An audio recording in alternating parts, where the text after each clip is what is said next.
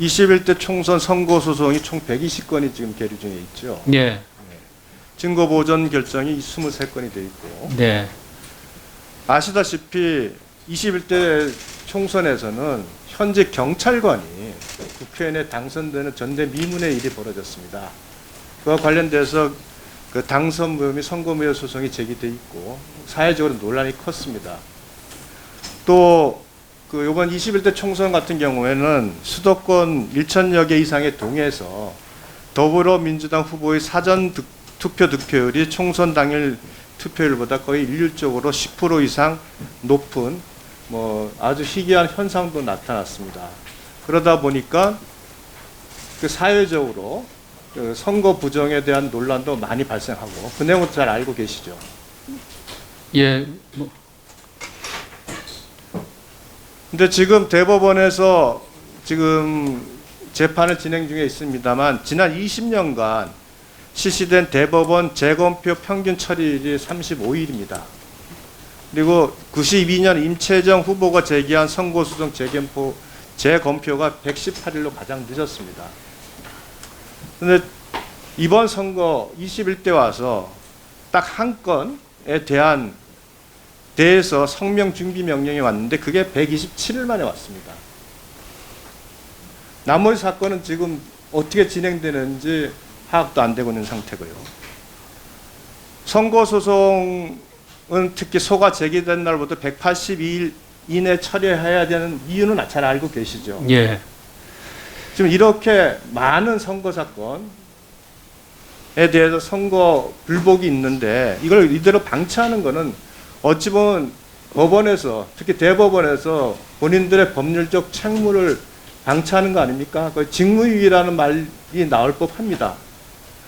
신속한 국민적 의혹을 해소를 위해서 빨리 재판을 진행해야 되는데 구체적으로 지금 그 선거 소송에 대해서 지금 일정이 준비되고 있습니까?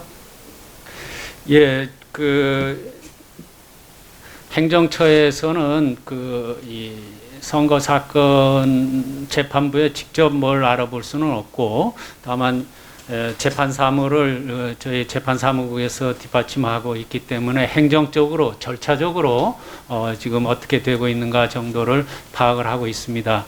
행정 절차적으로 처장님 죄송합니다만 예. 행정 절차적으로 지금 재판이 진행 중이고 진행 중에 있습니다. 예, 그래서 진행 중에 있는 건 누구나 다 압니다. 네. 문제는 180일이 지금 며칠 남지 않은 상태고요. 그리고 워낙 사회적으로 논란이 큰 사안입니다.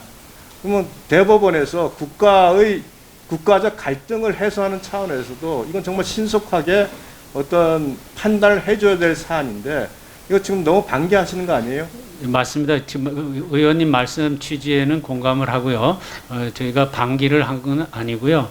그동안에 이제 공통된 사건별로 쟁점을 정리하고 그래서 9월 24일까지 성명 준비 명령을 내려서 당사자들로부터 답변이 들어왔습니다. 그것을 검토해서 이제 구체적으로 검증이나 이런 날짜를 지정할 것으로 생각을 하고 있습니다. 언제쯤 검증 날짜 진행될 그 재판부에서 결정하니까 제가 이렇게 말씀드릴 수는 없지만 성명 답변서가 들어온 이상은 그렇게 오래 걸리지는 않을 걸로 생각을 합니다.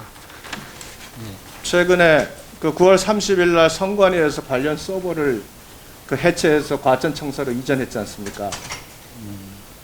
그거 아시죠? 전 그 관계는 이전했습니다. 그 서버 이전과 관련돼서 선거소송 대리인단에서 전자기록에 대한 진정성, 무결성, 신뢰성을 훼손할 가능성을 배제할 수 없다. 증거를 파괴한다. 이런 비판이 제기되고 있습니다. 이 비판이 왜 나오는지 아십니까? 120건의 사건을 거의 5개월간 방치를 하고 나서 결국 갑자기 이런 서버에 대한 문제점이 계속 제기되는데도 어떤 재판이 진행되고 있지 않으니까 결국은 이러한 그 어떤 선관위의 행위에 대한 불신이 극에 달한 겁니다. 뭐 우리 여당 의원도 말씀을 하셨지만 신속한 재판을 진행하지 않아서 스스로 사법 불신을 지금 초래하고 있는 겁니다. 이건 어떻든 선거 재판은 최대한 신속하게 대법원에서 최소한 올해 안에 어떤 선거에 대한 실질적인 판단이 이루어질 수 있도록 노력이 필요하다 이렇게 생각이 듭니다. 예. 전적으로 공감을 하고요.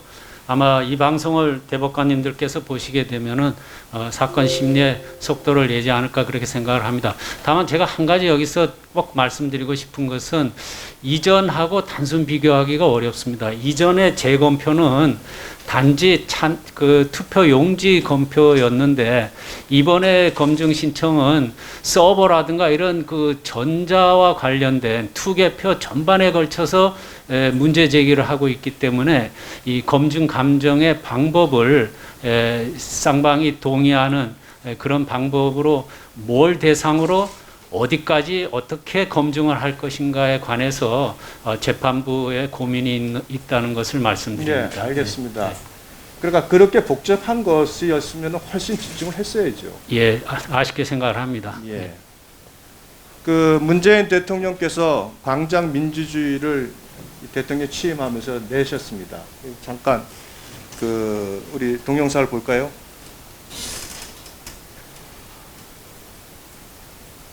저는 광화문 광장에 나가겠습니다. 또 나자면 끝장 토론이라도 하고 설득하는 노력을 기울이겠습니다. 대통령 취임사에서도 말씀하셨습니다. 지금의 청와대에서 나와 광화문 대통령 시대를 열겠습니다.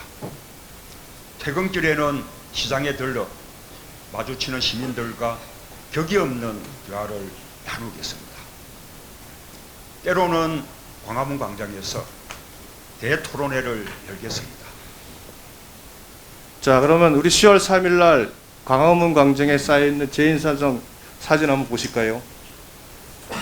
경찰이 180개 부대 1만 1000명을 동원해서 광화문 일대를 에워쌌습니다. 경찰 버스가 500대가 동원됐습니다.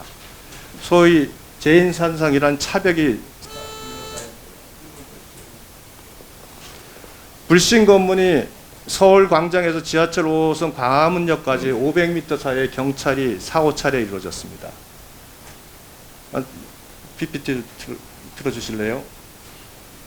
대통령께서 말씀하셨어요. 집회 시위를 자유롭게 할 수 없는 나라는 독재 국가다.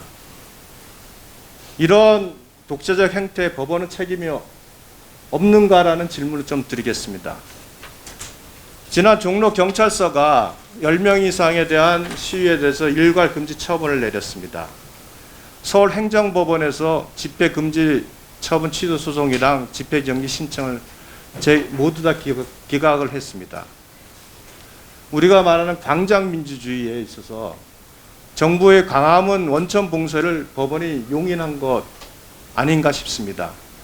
국민의 1인 시위마저 철저히 막히는 반민주적 행태를 법원이 방조한 거 아닌가 하는 강한 의식이 듭니다. 여기에 대한 견해를 한번 말씀해 주시죠. 예, 저는 그 부분에는 좀 동의하기가 어렵고요. 그 네 건의 그 집행정지 신청 이번 개천절 맞이해서에 대해서 2건은 전부 기각을 했고 2건은 일부 인용을 했는데 거기에서 나타났듯이 해당 판사님들께서 충분히 고민을 해서 이 처리를 하신 걸로 보고 책임을 방기했다라는 부분은 저로서는 조금 동의하기가 어렵습니다. 네. 추가로 질문하겠습니다.